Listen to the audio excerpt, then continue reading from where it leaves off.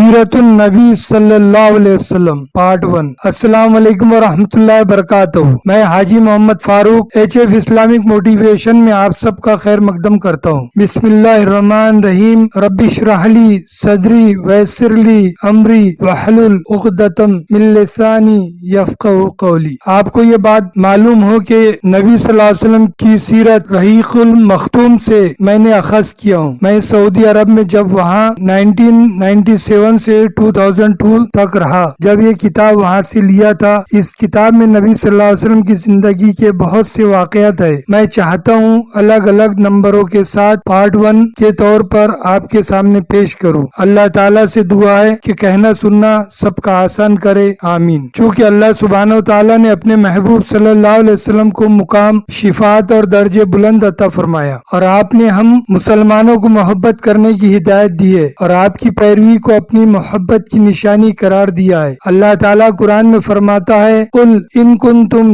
تحبون اللہ فاتبعونی یحببکم اللہ ویغفر لکم ذنوبکم، یعنی اے پیغمبر کہہ دو اگر تمہیں اللہ سے محبت ہے تو میری پیروی کرو، اللہ تمہیں محبوب رکھے گا اور تمہارے گناہوں کو بخش دے گا۔ حضرت ابراہیم علیہ السلام کی بیوی سارہ علیہ السلام، یہ دونوں ایک سفر میں جاتے ہیں۔ وہاں کا بادشاہ ان کے متقی ہونے کی وجہ سے حضرت ہاجرہ علیہ السلام کو خدمت کے لیے تحفے میں دیتا ہے، اور وہ دوبارہ مصر سے فلسطین چلے گئے۔ نبی صلی اللہ علیہ وسلم کا خاندان کا سلسلہ ابراہیم علیہ السلام سے شروع ہوتا ہے، اور ابراہیم علیہ السلام، سارہ علیہ السلام، ہاجرہ علیہ السلام، اسماعیل علیہ السلام کے واقعات سے غالباً سب لوگ واقف ہے کہ اللہ نے ابراہیم علیہ السلام کو کس قدر ان کی آزمائش لی، اور ماشاءاللہ ابراہیم علیہ السلام نے ان کی تمام آزمائشوں میں پر اترے۔ اس لیے اللہ نے ابراہیم علیہ السلام کو خلیل اللہ کا لقب دیا، جو اللہ تبارک و تعالیٰ کا دوست کا لقب جنہیں ملا ہے۔ ان کا معاملہ کیا ہوگا؟ جو نبی صلی اللہ علیہ وسلم کے جد اعلیٰ ہے، انہی سے نبی صلی اللہ علیہ وسلم سلسلہ شروع ہوتا ہے۔ عبد المطلب کے 10 بیٹے تھے، جن میں عبداللہ صاحبزادے تھے۔ عبداللہ کی شادی کے لیے حضرت آمنہ کا انتخاب کیا، جو نسب اور حسب اور رتبے کے اعتبار سے قریش کی افضل ترین خاتون شمار ہوتی تھی۔ وہ ایک قبیلے کے سردار کی بیٹی تھی۔ وہ مکہ میں ہی رخصت ہو کر حضرت عبداللہ کے پاس شادی کر کے آئی، مگر تھوڑے عرصے کے بعد عبداللہ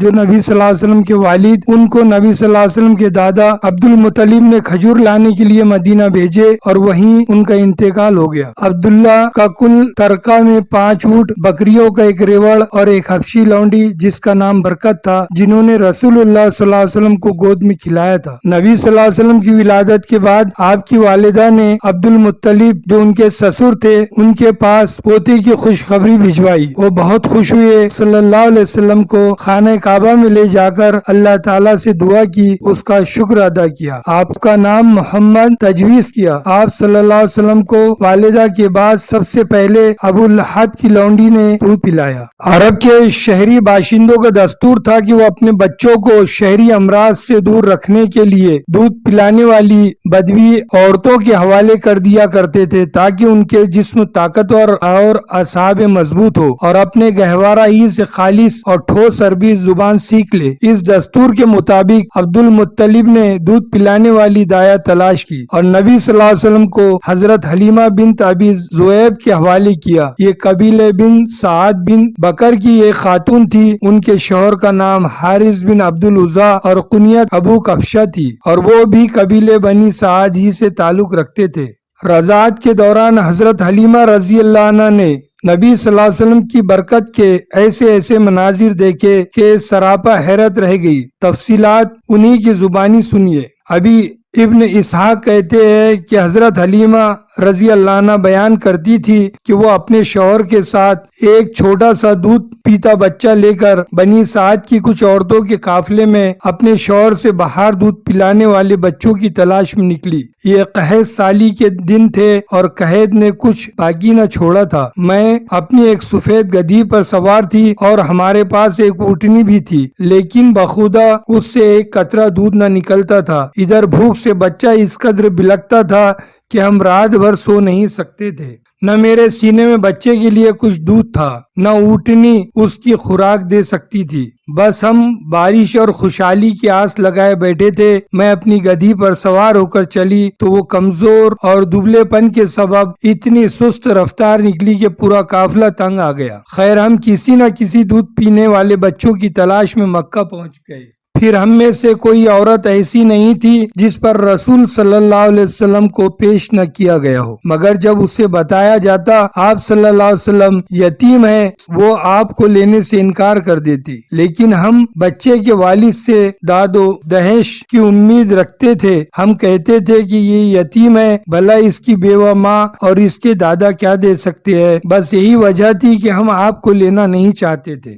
ادھر جتنی عورتیں میرے ہمراہ آئی تھی سب کو کوئی نہ کوئی بچہ مل گیا، صرف مجھ ہی کو نہ مل سکا۔ جب واپسی کی باری آئی تو میں نے اپنے شوہر سے کہا، خدا کی قسم مجھے اچھا نہیں لگتا کہ میری ساری سہیلیاں تو بچہ لے لے کر جائیں اور تنہا میں کوئی بچہ لیے بغیر واپس جاؤں۔ میں جا کر اس یتیم بچے کو لے لیتی ہوں۔ شوہر نے کہا کوئی حرج نہیں، ممکن ہے اللہ اسی میں ہمارے لیے برکت دے۔ اس کے لیے بعد میں نے جا کر بچہ لے لیا اور محض اس بنا پر لے لیا کہ کوئی بچہ نہ مل سکا۔ حضرت حلیمہ رضی اللہ عنہ کہتی ہے کہ جب میں بچے کو لے کر اپنے ڈیرے پر واپس آئی اور اسے اپنے آغوش میں رکھا تو اس نے جس قدر چاہا دونوں سینے دودھ کے ساتھ اس پر امڑ پڑے اور اس نے شکم سیر ہو کر پیا۔ اس کے ساتھ اس کے بھائی نے بھی شکم سیر ہو کر پیا، پھر دونوں سو گئے۔ حالانکہ اس سے پہلے ہم اپنے بچے کے ساتھ سو نہیں سکتے تھے۔ ادھر میرے شوہر اونٹنی دھونے گئے تو دیکھا کہ اس کا تھن دودھ سے لبریز ہے۔ انہوں نے اتنا دودھ دہا کہ ہم دونوں نے نہایت آسودہ ہو کر پیا اور بڑے آرام سے رات گزری۔ ان کا بیان ہے کہ صبح ہوئی تو میرے شوہر نے کہا،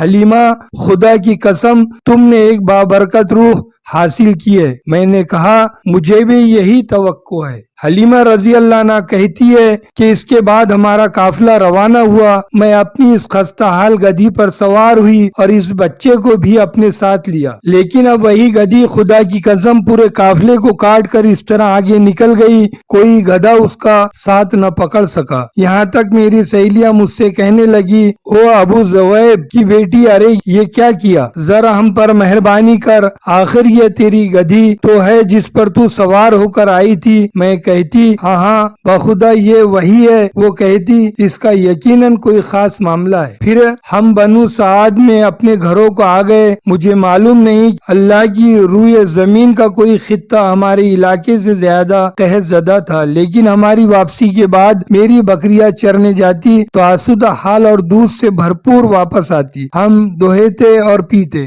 جبکہ کسی اور انسان کو دودھ کا ایک قطرہ بھی نصیب نہ تھا۔ ان کے جانوروں کے تھنوں میں دودھ سرے سے رہتا ہی نہ تھا، حتیٰ کہ ہماری قوم کے شہری اپنے چرواہوں سے کہتے کہ کم بختو جانور وہیں چرانے لے جایا کرو جہاں ابو زویب کی بیٹی کا چرواہا لے جاتا ہے، لیکن تب بھی ان کی بکریاں بھوکی واپس آتی، ان کے اندر ایک قطرہ دودھ نہ رہتا، جبکہ میری بکری آسودہ اور دودھ سے بھرپور پلٹتی۔ اس طرح اللہ کی فطرت سے اضافے اور خیر کا مشاہدہ کرتے، یہاں تک کہ اس بچے کو 2 سال پورے ہو گئے اور میں نے دودھ چھڑا دیا۔ یہ بچہ دوسرے بچوں کے مقابل میں اس طرح بڑھ رہا تھا کہ 2 سال پورے ہوتے ہوتے وہ کڑا اور گٹھیلا ہو چلا۔ اس کے بعد ہم اس بچے کو اس کے والدہ کے پاس لے گئے، لیکن ہم اس کی جو برکت دیکھتے آئے تھے اس کی وجہ سے ہماری انتہائی خواہش یہی تھی کہ وہ ہمارے پاس رہے۔ چنانچہ ہم نے اس کی ماں سے گفتگو کی۔ میں نے کہا